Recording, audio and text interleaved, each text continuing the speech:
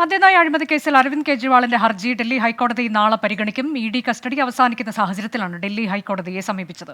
അറസ്റ്റും റിമാൻഡും ചോദ്യം ചെയ്താണ് കെജ്രിവാൾ ഹർജി നൽകിയത്. കെജ്രിവാളിന്റെ അറസ്റ്റിനെതിരെ പ്രധാനമന്ത്രിയുടെ വസതിയിലേക്ക് സംഘടിപ്പിച്ച AAP പ്രതിഷേധ മാർച്ച് പോലീസ് തടഞ്ഞു. നിരവധി പ്രവർത്തകരെ അറസ്റ്റ് ചെയ്തു നീക്കി. മെട്രോ സ്റ്റേഷനുകൾ അടച്ചും നിരോധനാജ്ഞ പ്രഖ്യാപിച്ചുമാണ് പ്രതിഷേധത്തെ ഡൽഹി പോലീസ് നേരിട്ടത്.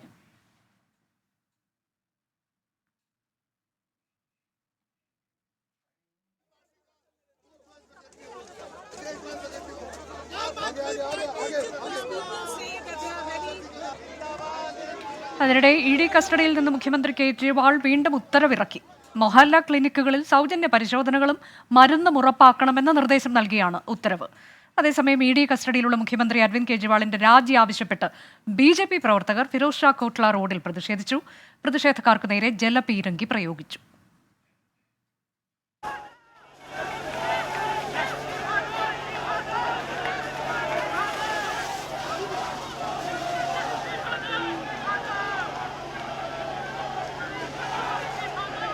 വിശദാംശങ്ങളുമായി ആർ അച്യുതനും ആർ രാധാകൃഷ്ണനും. ആദ്യം ആർ രാധാകൃഷ്ണനിലേക്ക്. ആർക്കെ, BJPയുടെ പ്രതിഷേധവും കഴിഞ്ഞ ദിവസങ്ങളിലൊക്കെ ഉണ്ടാകുന്നുണ്ട്. അതിപ്പോൾ ഇന്നും വലിയ രീതിയിൽ ഉണ്ടാകുന്നു എന്നതാണ് മനസ്സിലാക്കാൻ കഴിയുന്നത്. പോലീസിന് ജലപീരങ്കിയൊക്കെ പ്രയോഗിക്കേണ്ടി വരുന്ന സാഹചര്യം എങ്ങനെയാണ്?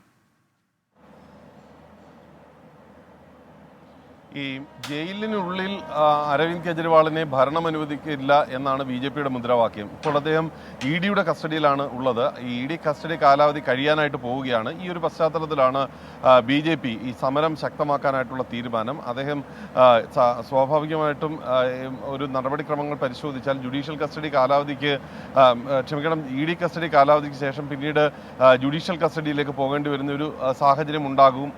അങ്ങനെ ആയാൽ ഡൽഹിയുടെ മുഖ്യമന്ത്രി ജയിലിലേക്ക് പ്രവേശിപ്പിക്കപ്പെടുകയാണ്. അവിടെ ഏതെങ്കിലും വിധത്തിൽ ഭരണം നടത്തുന്നത് അത് സംസ്ഥാനത്തിന്റെ ഉചിത താല്പര്യമല്ല എന്നാണ് BJP പറയുന്നത്. ഇത് മുൻനിർത്തിയാണ് ഇന്ന് ഡൽഹി സെക്രട്ടേറിയറ്റിലേക്ക് മാർച്ച് പ്രഖ്യാപിച്ചത്. മാർച്ച് ഫിറോസ് ഷാ കോട്ട്ല റോഡിൽ പോലീസ് തടഞ്ഞു. തുടർന്നായിരുന്നു ഈ പോലീസിന്റെ ബാരിക്കേഡുകൾ തകർത്ത് മുന്നോട്ട് പോകാനും സെക്രട്ടേറിയറ്റിലേക്ക് മാർച്ച് നടത്താനും ശ്രമിച്ചത്. ഇതാണ് സംഘർഷത്തിൽ കലാശിച്ചത്. മണിക്കൂറുകളോളം നീണ്ടുനിന്ന പോലീസും BJP പ്രവർത്തകരും തമ്മിലുള്ള പിടിവലിയാണ് പിന്നീട് ഏറ്റവും അവസാനം ജലപീരങ്കി പ്രയോഗത്തിലടക്കം എത്തിയത്.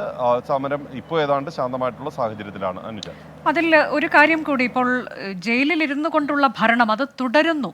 അതേത് തരത്തിലേക്ക് അദ്ദേഹത്തിന് ഉത്തരവുകളിൽ ഒപ്പിടാൻ കഴിയുമെന്ന ആശങ്ക, അതല്ലെങ്കിൽ അങ്ങനെ ഒരു സംശയം EDയുടെ ഭാഗത്തുണ്ട്. ED ഇതിൽ അന്വേഷണം നടത്തുകയാണ്. കഴിഞ്ഞ തവണ ജലവിഭവ വകുപ്പുമായി ബന്ധപ്പെട്ടായിരുന്നെങ്കിൽ ഇക്കുറി അത് ആരോഗ്യ വകുപ്പുമായി ബന്ധപ്പെട്ടാണ്. അതിൽ ഏറ്റവും ശ്രദ്ധിക്കേണ്ടത് ജനങ്ങൾക്ക് ഏറെ പ്രയോജനപ്രദമായ കാര്യങ്ങളാണ് അദ്ദേഹം ഒപ്പിടുന്നത് എന്നുള്ളതാണ്. സൗജന്യ മരുന്ന്, അതുപോലെ കുടിവെള്ളം വേഗം ഉറപ്പാക്കണം, അത്തരത്തിലേക്ക് നേരിട്ട് ജനങ്ങളെ ബാധിക്കുന്ന വളരെ പ്രയോജനകരമായ കാര്യങ്ങൾ.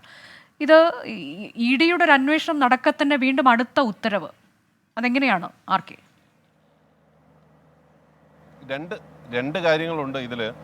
ED പറയുന്നത്, ഒന്ന്, തെരഞ്ഞെടുപ്പ് പെരുമാറ്റച്ചട്ടം നിലനിൽക്കുന്നു. ഈ മന്ത്രിസഭാ തീരുമാനം ആണെങ്കിൽ കൂടി അത് നടപ്പാക്കുന്നതുമായി ബന്ധപ്പെട്ടിട്ട് തെരഞ്ഞെടുപ്പ് കമ്മീഷന് അനുമതി വേണം.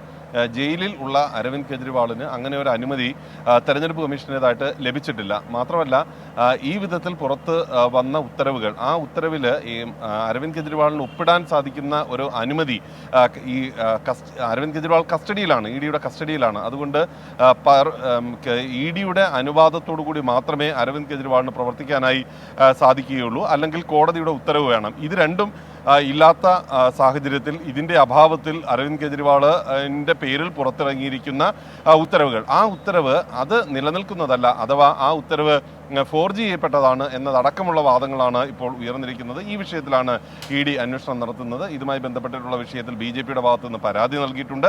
ആ പരാതി അന്വേഷിക്കപ്പെടുകയും ചെയ്യുന്നുണ്ട്. അതെ, ആർ അച്യുതനിലേക്ക് കൂടി. അച്യുതൻ, ഇന്നിപ്പോൾ ആം ആദ്മി പാർട്ടി പ്രധാനമന്ത്രിയുടെ വസതി വളഞ്ഞുള്ള പ്രതിഷേധത്തിനാണ് കോപ്പ് കൂട്ടിയത്. അത് ഏത് തരത്തിലേക്കുള്ള പ്രതിഷേധമായി മാറി? ചെറു സംഘങ്ങളായി തിരിഞ്ഞുകൊണ്ടൊക്കെയുള്ള പ്രതിഷേധമാണല്ലോ നമ്മൾ കണ്ടത്.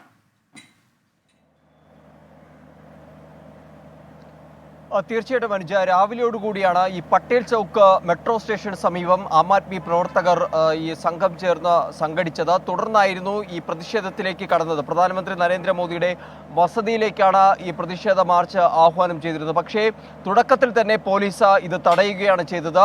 ഈ പട്ടേൽ ചൗക്ക് മെട്രോ സ്റ്റേഷൻ വഴി എത്തിയ ആം ആദ്മി പ്രവർത്തകരെ വരെ തടയുന്ന ഒരു സാഹചര്യമുണ്ടായി. പലയിടങ്ങളിൽ നിന്നാണ് ഈ പ്രവർത്തകർ ഒഴുകിയെത്തിയത്. പഞ്ചാബിൽ നിന്ന് വരെ ആം ആദ്മിയുടെ പ്രവർത്തകർ ഈ സമരത്തിന്റെ ഭാഗമാകുവാൻ എത്തിയിരുന്നു. അവരെ എല്ലാം പോലീസ് തടയുകയായിരുന്നു.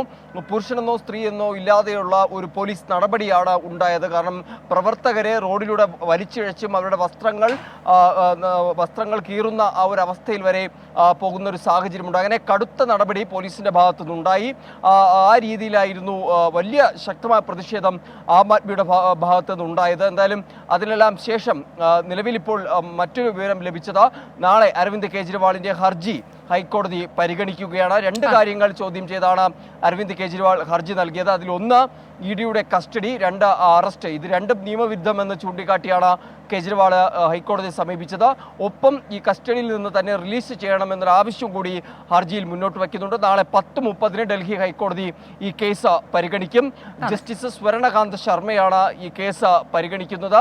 എന്തായാലും നാളെ ശക്തമായൊരു വാദപ്രതിവാദമായിരിക്കും ഹൈക്കോടതിയിൽ ഉണ്ടാവുക. അനുജ, ഡൽഹിയിൽ ഇന്നും ആം ആദ്മി പാർട്ടി പ്രവർത്തകരുടെ പ്രതിഷേധം, ഒപ്പം BJP പ്രവർത്തകരുടെയും പ്രതിഷേധമുണ്ടാകുന്നു. അതിനിടെ നാളെ കോടതി നിർണായകമായ ഹർജി പരിഗണിക്കാൻ ഒരുങ്ങുകയുമാണ്.